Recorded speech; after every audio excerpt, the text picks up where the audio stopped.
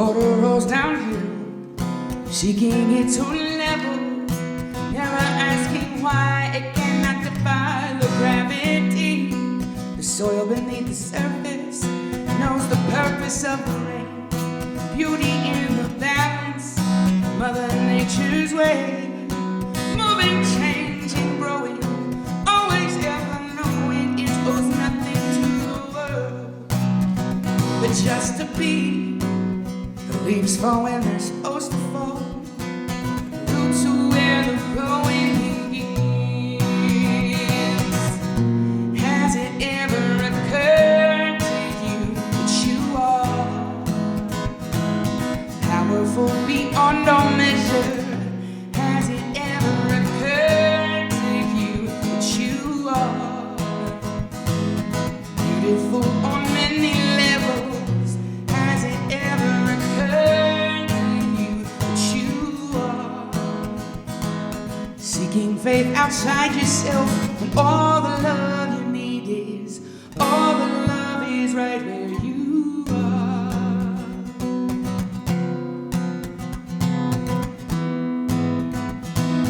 The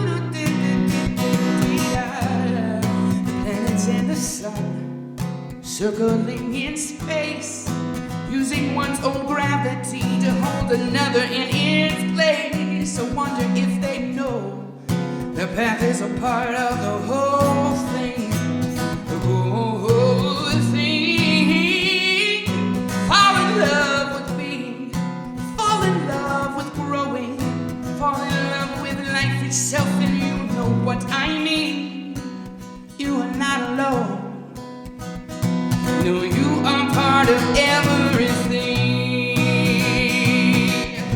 Has it ever occurred to you that you are powerful beyond all measure? Has it ever occurred to you that you are beautiful on many levels? Has it ever occurred to you that you are seeking faith outside yourself when all the love you need is, all the love is right where you are?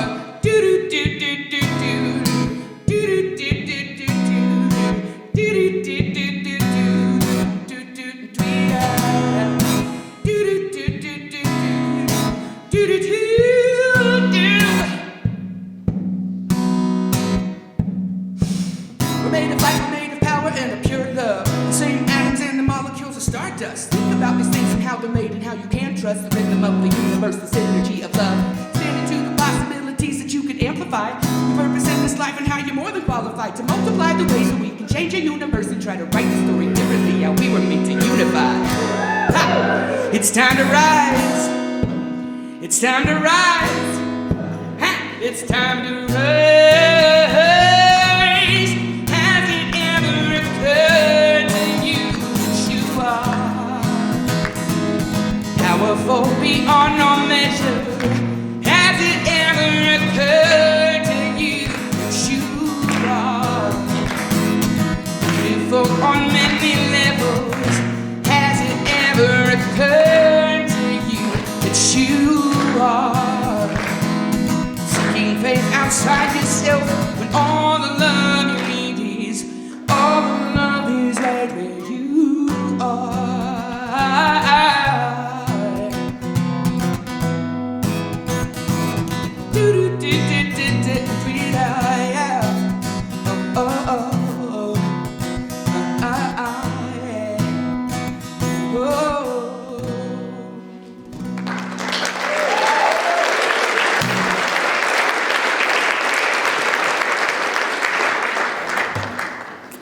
That's my little sister. You got a line in there that assures you'll get a standing ovation. Always. Rise up, rise up. Shoot.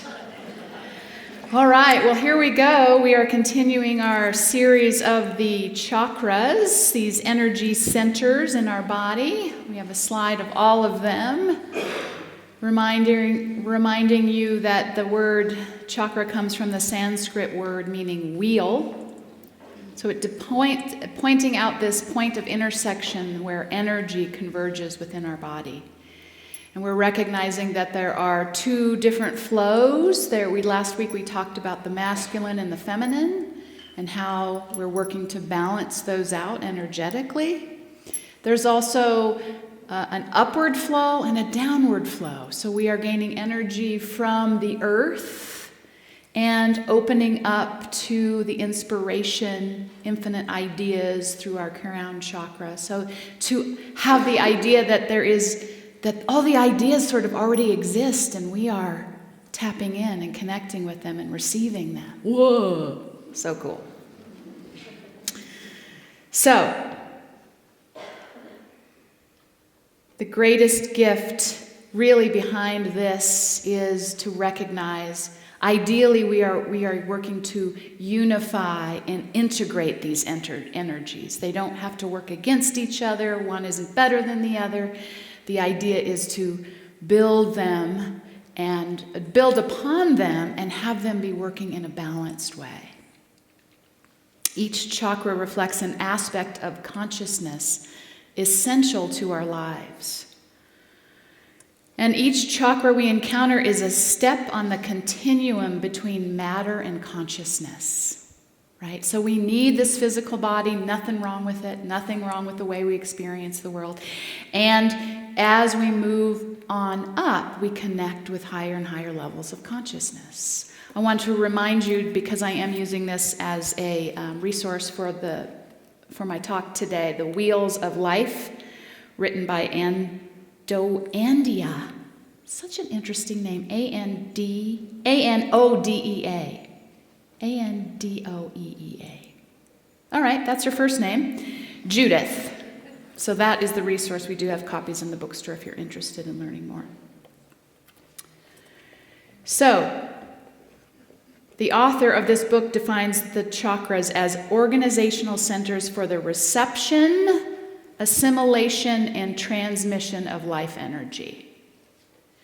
And life energy, I'm kind of taking on as my new idea for God, right? And it helps me get out of that consciousness, that idea that there's a super being, but there's actually beingness and the intelligence of beingness that embodies us all and all of creation.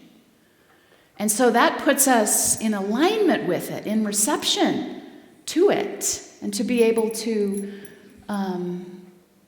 integrate that in a way that feels different to me than some one being holding it all.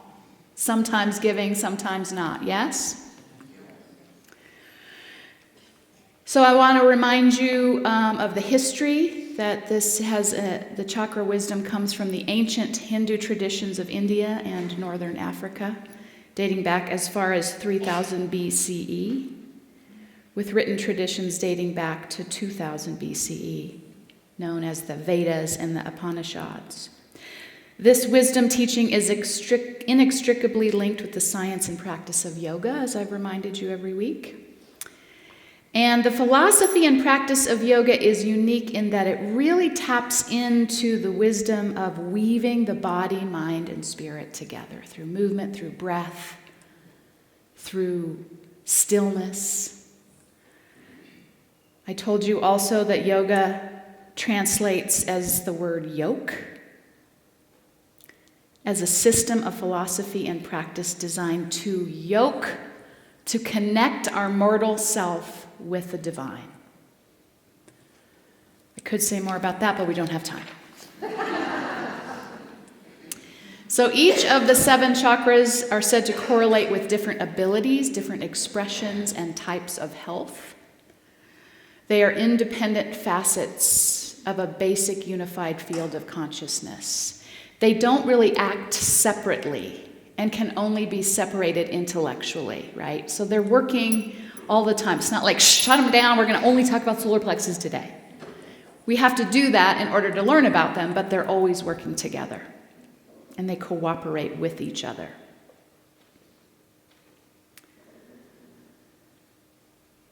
The power that we're looking at today is the third chakra. The third chakra that we're looking is power. Our source, our center of power today.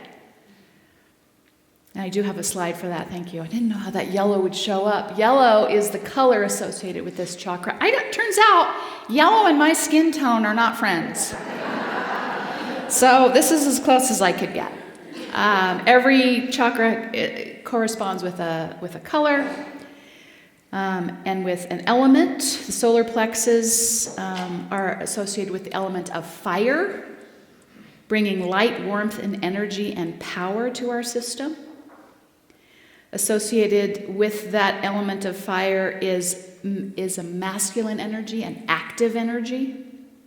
This is the source of energy that keeps our whole system running. Also known as the navel chakra. So it's located right above our navel up to under our, whatever that is, that part. Sternum, thank you. Also called the navel chakra. It's our get up and go energy, our capacity for action, will, and vitality. And the way that we express that is through, just as a quick reminder, and it's okay if you haven't been here, the root chakra was I am. The sacral chakra, thank you, was I feel. And today at Solar Plexus, I can. So we can sense some power coming to the system, some autonomy, right? Yes, we are here. I am. I have a right to be here. My basic needs should be met. I should be safe. That allows me to get into my feeling nature, to be creative, to hone in on what I desire, and eventually, if we think of it developmentally, into my own sensuality and sexuality.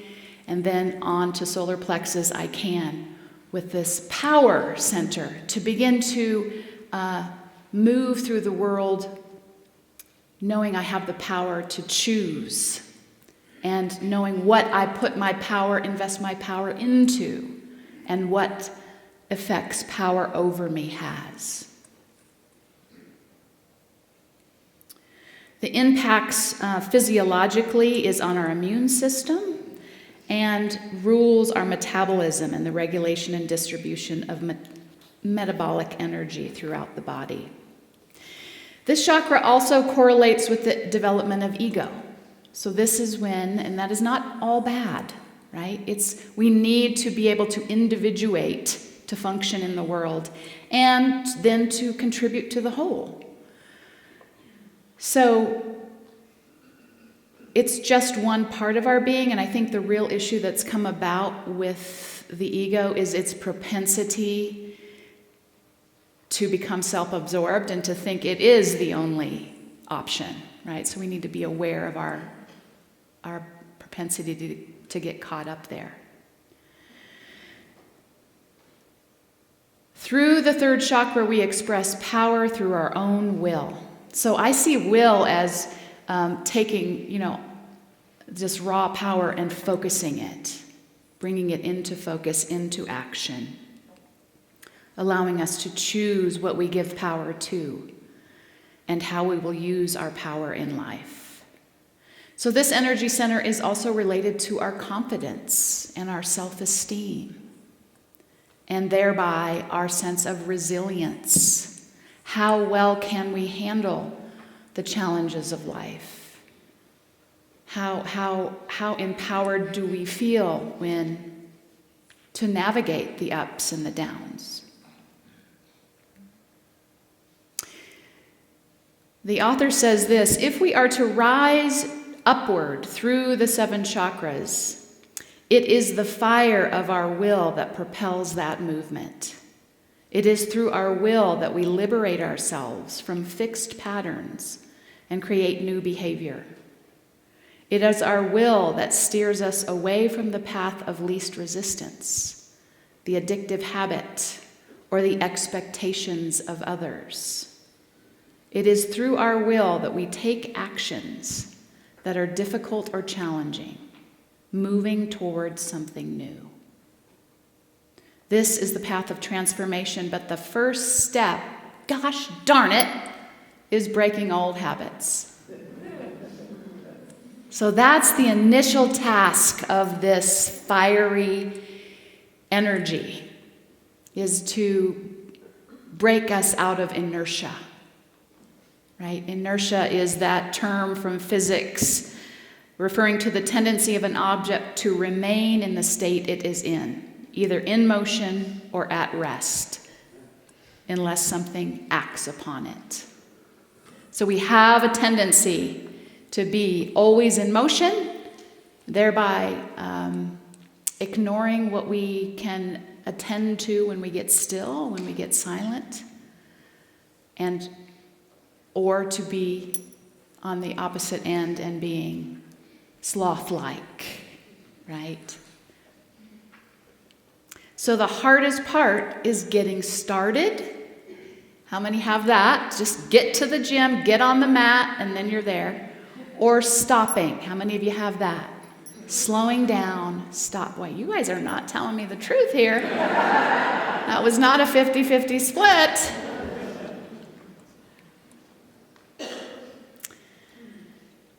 Here's the other thing. Of crucial importance to metabolism is air. The element of chakra 4, heart, is associated with the element of air. Fire does not burn. Cells do not metabolize when our breathing is constricted. Our metabolism is hindered. And when we do not have room to breathe, our power is limited. Likewise, when we use our power without compassion, chakra 4, we risk perpetuating harm and oppression. So it's a really interesting, and it makes sense. Fire needs air to burn, yeah? And how many of you, sometimes when you come in here and I say take a deep breath, it's like the first time you've consciously kind of connected with that all week. And how quickly it calms your system down. It brings you here and now, right? As always, we begin with ourself, so minimizing the harm we can cause to ourselves when we are out of balance, and that we inflict toward ourselves when we are out of balance. So again, using the wisdom of that heart chakra, if we are not loving with ourselves, giving ourselves room to breathe, to explore, to make mistakes, then we have no air for the fire to burn. So the importance of our breath as an opportunity to tune in to our life and address the areas that feel restrictive to our breath. Just that image of where is it that you feel like you can't breathe? And what information is that telling you? Is there grief held there? Is there fear holding there? Is there anxiety? Is there restriction? Don't ignore it. Don't deny it. Breathe into it. What is there underneath that?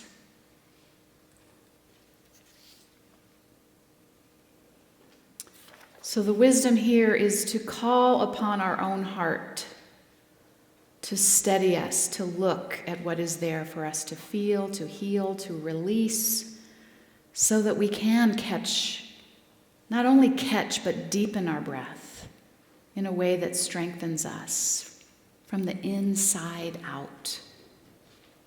And no one needs to be dominated, marginalized, or oppressed in that. There is enough air. I believe that those are the burn marks of a fire uncontained by a lack of compassion and intelligent understanding. So just in time to get you out of some inertia, I'm going to have Emily Stuber come up. Emily is our resident yoga instructor and got all sorts of things after her name. She's been helping us each week with a breathing technique or a movement. I think you're going to do both today, yes? That centers us in the chakra that we are talking about. And of course, this is all due at your own comfort level. Welcome, Emily. I see you got some yellow on. I do. Nice work. I was just saying how fun it has been to have to think purposely about what color I'm wearing. We did a little of the same tigery thing. Yeah, I like that. I like that. Some power. Yeah, power. Friends, I'm going to ask you to stand up again, please, as you are able. And you'll notice that each of our weeks, we are actually utilizing the same yoga posture, mountain pose, or Tadasana. And there's a reason for that. This is a posture that in our Western society that is pretty sedentary actually provides some effort to our body because we sit like this. And mountain pose asks us to stand upright with our shoulders over our hips and our ears over our shoulders. So what I invite you to do is take a moment, and you can close down your eyes if this helps you to experience this in your body. And let your feet come to a sturdy distance beneath you that might be hip width or maybe wider. And soften your knees just a little bit to activate the muscles in your legs. Let them hug to bone and let you feel strong. Tuck your tailbone under just a little bit. Most of us walk around with our pelvis tilted towards the back of our body. Draw your navel in towards your spine. Drop your shoulders away from your ears, and in opposition, lift your earlobes up and away from your shoulders. Feel your neck lengthen. Good, and then reach the crown of your head towards the ceiling, towards the sky. So this is activating our root chakra, grounding us to the earth. Now I invite you from this strong, steady place to move a little side to side, and maybe forward and back. And then find the place that perhaps feels most easeful, the least amount of effort needed to stand. And then find stillness. Beautiful. And then open your eyes once again. And you'll stay just as you are as we practice a breath called the breath of fire, or in Sanskrit, Kapalabhati breathing. And this is a breath that will activate your abdominal wall, so the front of your belly. I'll demonstrate. We'll do it together, different than our other breath rhythms, where there's been a purposeful guidance of how we exhale together. I'm actually going to have us do this for 30 seconds. I'll count us down. We'll do it in 2 sets. So you'll take a big inhale, and then you'll take forceful exhales by snapping your belly in to force the air out of your nose or mouth, whichever feels more comfortable. As you're finding those tiny exhales, the inhales will take care of themselves. Your body is intelligent enough to draw in enough air. It is normal to feel a little bit out of breath at the end of that, just what Trish was talking about. We are not accustomed to big breaths. And actually, when we work on in yoga practices growing our breath capacity, I won't get on my soapbox too much, but I will a little bit. Yeah. We actually are working on carbon dioxide tolerance, and so the capacity to be without additional air, right? So if you start to feel a little nervous and panicky, practice some compassion, tell yourself you got it, tap into your ego, know that you are strong. We'll do 2 sets of 30 seconds. I'll show you. So you'll do a big breath in, and then breath out through the belly. Just like that. Cool? Okay. Big breath in. I'll turn my mic off. 30 seconds, breath out.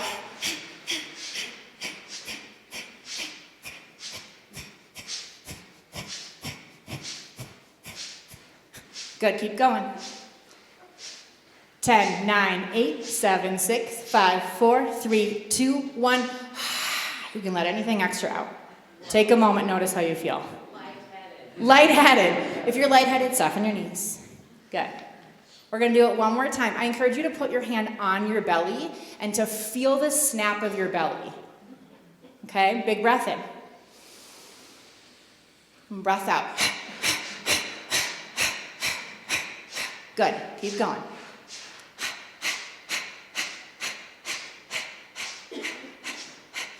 Ten, 9, 8, 7, 6, 5, 4, 3, 2, 1. Excellent. Good job. Good. Now, find your mountain pose one more time, please. Close your eyes. Put your hands on your belly. And notice the different sensation in your middle. Right? There's some warmth, perhaps. Some awareness, perhaps. And now I want you to just take a regular old pedestrian big breath in. And breath out. Beautiful. Thank you. Thank you, Emily. Do you want him to stay standing? Yeah. No, you can sit down. For the rest of the service. Thank you. And Emily is doing our midweek sessions to go deeper with her yoga practice.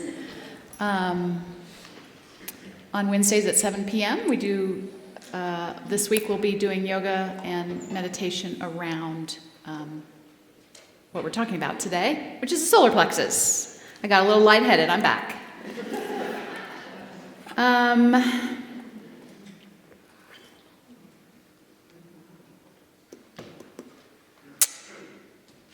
This book was originally written in 1987 with a revision in 2024, and I have no way of knowing exactly what parts were revised, but I was taken aback at this, the wisdom of the author around the chakras and the movement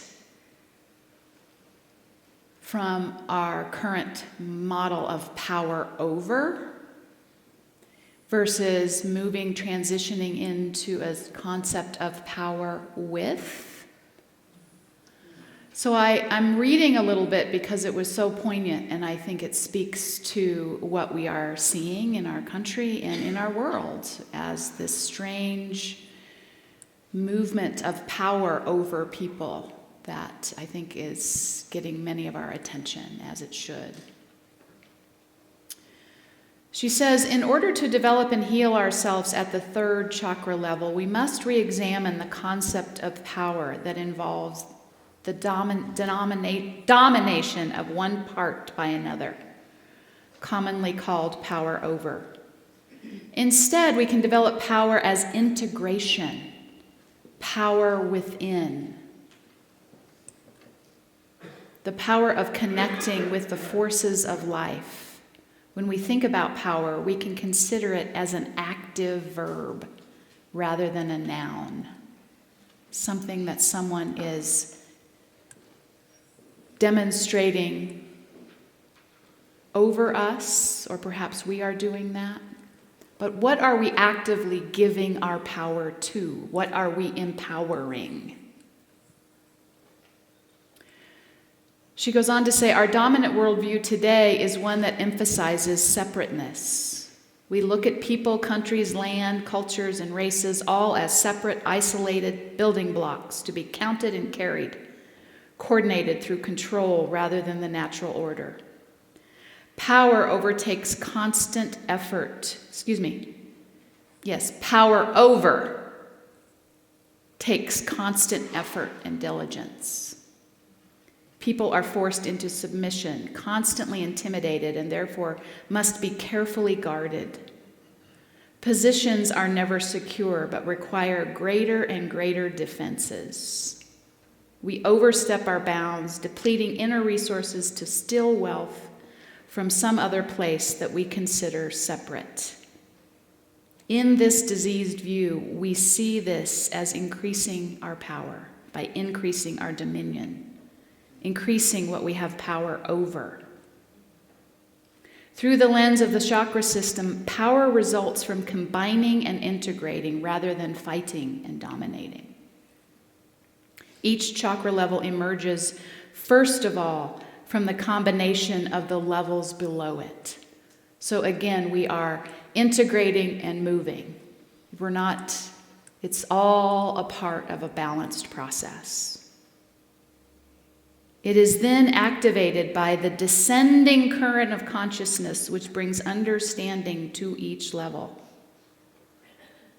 Instead of finding our power through separation, power can come from unity and wholeness. The truth strength of any group or organism. The truth strength of any group or organism depends on its solidarity and its ability to combine and coordinate its inner forces. Do not let people in power convince you otherwise.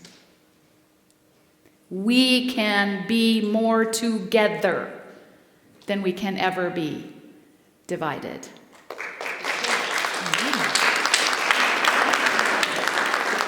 And that starts in ourselves. And I have shared with you my own journey around that. And I know many of you are doing your own. To recognize places within ourselves that we have taken away power, that we have exiled, because somehow it didn't belong. Somehow it wasn't worthy. Somehow it wasn't welcomed. And then I went out acting in the world unaware that I was not connected to my whole self. And I caused harm and I hurt myself. I haven't done anything bad. I'm not going to jail. I'm just saying, in my life, my lack of awareness. So we begin it with ourselves, and as we do that, as I have done that, I have much greater compassion for everyone else, because I have no idea what you've been through, what you're harboring, what you are afraid of, who's hurt you and who you've hurt. But I'm trusting that you, as I, are managing those things, tending to those things, healing those things, revealing those things, so that when we come together, we are coming from a place of wholeness as much as possible, always evolving, right? Never done. The author goes on to say, the strength of our planet will depend also on our ability to combine diversity and make something new out of the whole. Evolution, like the progression through the chakras, is a constant process of reorganization to more efficient levels, but always through an incorporation of what has come before. To focus on difference is to prioritize, polarize, to separate, and to estrange. To focus on unity is to strengthen. So you're here. Unity, we're here in a Unity Spiritual Center, right? We have long held the belief that we honor all paths to truth, to the divine. There is truth within them all, and there is sacred worth and value in all of humanity and all of creation, no exceptions. And so now we're realizing what that means to live into that, and what I think is the final grab at power over. Because if you've got it, you want it. But you realize all that you have to do to defend it and to keep manipulating yourself and others. So I'll leave you with this inspiring idea. Don't tell me. I've got it. Nobody panic. I'm panicking. It's me that's panicking. Oh, Trish. Here we go. Collectively, so we do our work independently, right? And because this is talking about energy, our energy impacts others. The energy of the whole is the product of all of our energy, of all of our consciousness, of all of our actions. And so I love this idea proposed by the author that we are collectively moving out of the solar plexus chakra into the heart. She says, at this time in our world, we are collectively passing through the later stages of the third chakra. Our concept of power and energy have become very complex. Through technology, the media, organized government, nuclear weapons, and mega corporations, we are learning to control more with less. A few people make decisions for millions. Issues of power, control, energy, fuels. Issues of power, control, energy, fuels. What does that mean? And political strength have become key themes in our current events. In order to pass through this chakra into the heart collectively, we need to redefine our concept of power, to become one that enhances, empowers, and strengthens. Our power structures must ensure rather than threaten the continuance of our species, of our natural resources, and of our trust and ability to cooperate with each other. I think that's really crucial. Think about the ways in which, right here in our country, we are being pushed to distrust each other in a way that will not let us cooperate with each other. Because there is power if we do that.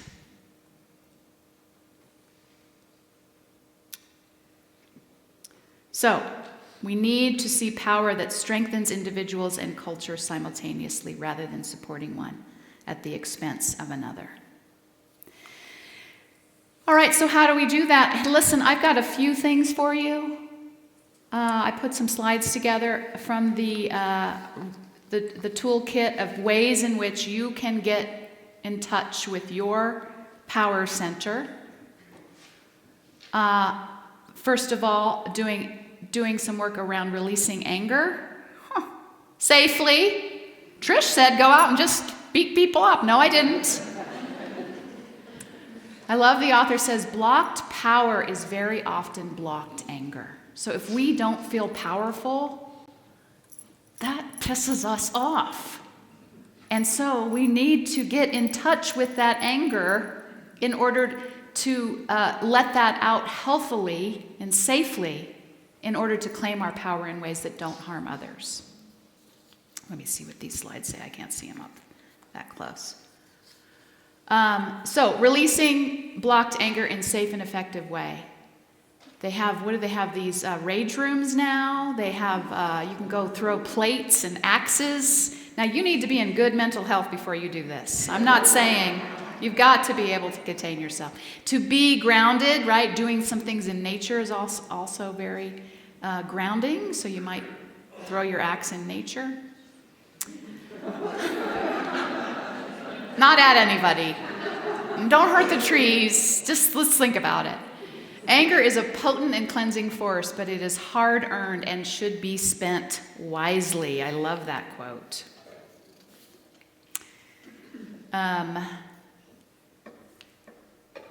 She says that anger, this is an excellent way of using the energy within you to bring about change, at least in your state of mind.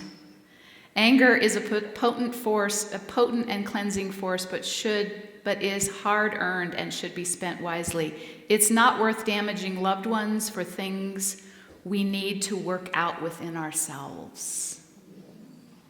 So anger is not bad, but learn how to express it in ways that don't hurt yourself or others. Next, increasing information. Knowledge is power. Learning under any circumstance helps increase one's power. And love, reminding us that love is the unifying force that ties all things together, inspires us to, and gives us strength to keep going. Love is an exhilarating, cleansing energy, healing, and it feeds energy from the upper chakras to this third chakra. It gives us validation, contact, and purpose, and it strengthens self-esteem and inspires our will. So it's interesting when you're not feeling powerful, I think the inclination is to retreat, is to close down, to close off. And really what we need the most is connection. We need that validation and that support. And it's magnetizing. It works. Lastly, well, one more. Laughter, of course. Taking things too seriously can really make us lose touch with our power. If we can laugh at situations, we have power over it. Whenever things seem at their worst, remember to laugh, even if it's at yourself. Breaking inertia. Try something new. Power is seldom developed by clinging to security. Give up on being safe and your power chakra will awaken quite quickly. So those are some, and also, yes, if you feel particularly sluggish, get moving. The hardest part is starting. If you feel hyperactive, make a commitment to get still. The hardest part is starting that. And with the practice, that will get easier. Any questions? Let's just do a quick meditation on this. Just invite you to take a breath.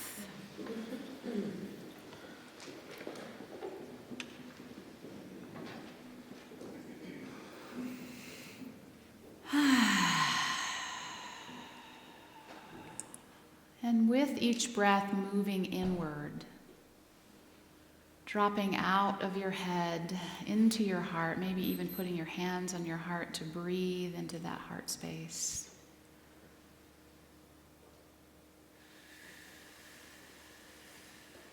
And then dropping below, right into that pit of your stomach.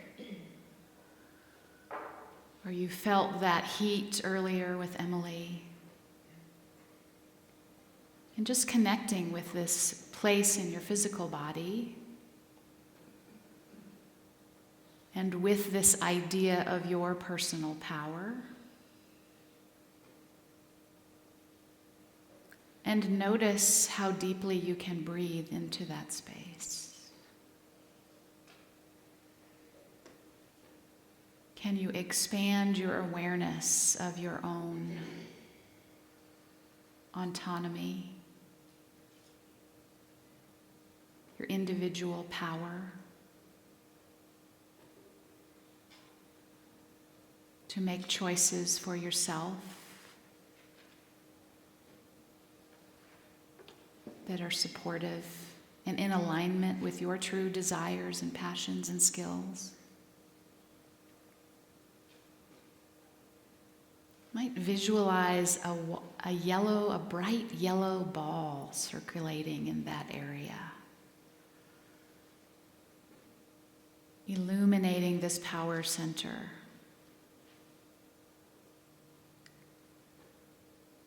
And remember that no one can take our power that we don't give away. So claiming our power.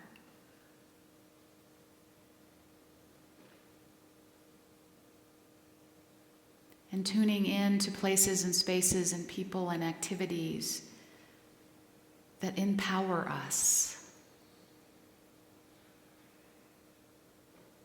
but that never cause harm to another.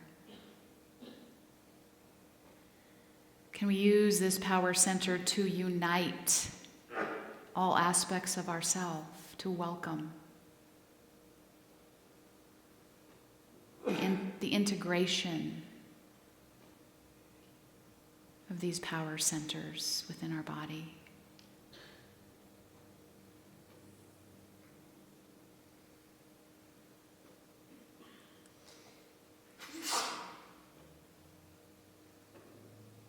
In this fiery world of activity, you are, I am, a channel for power.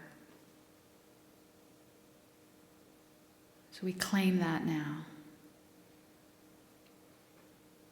In this fiery world of activity, you are, I am, a channel for power. And we move forward this day attuned to that power and calling in the wisdom of the heart to do no harm. And for this wisdom within our body, for this energy, for our growing awareness of all that we are, I invite you to just share your own moment of gratitude, remembering that what we take time to appreciate expands, it appreciates within us. I'm taking a deep breath. We return to this time and space.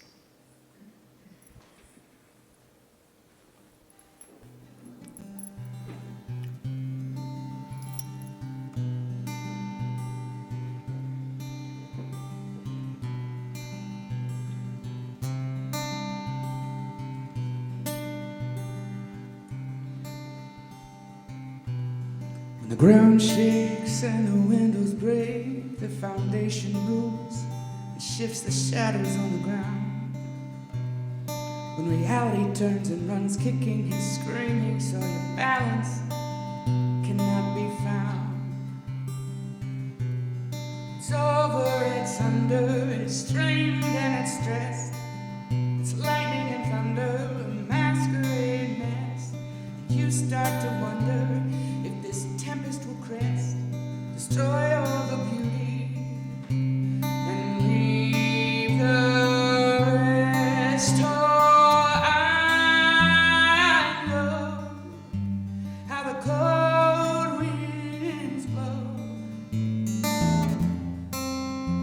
I've seen kaleidoscopes of chaos where order used to be. I've been blistered and broken, forsaken and betrayed. I'm still okay. Just know I'm still okay.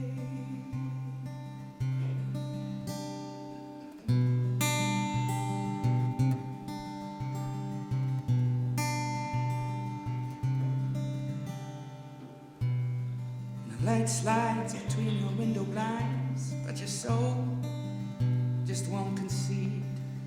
So you slip into something a little more comfortable, like denial, indifference, sleep. Fumbling and scratching, you claw for relief, or stagnant and paralyzed because you cannot believe the difference of then and now comes quick as a nod.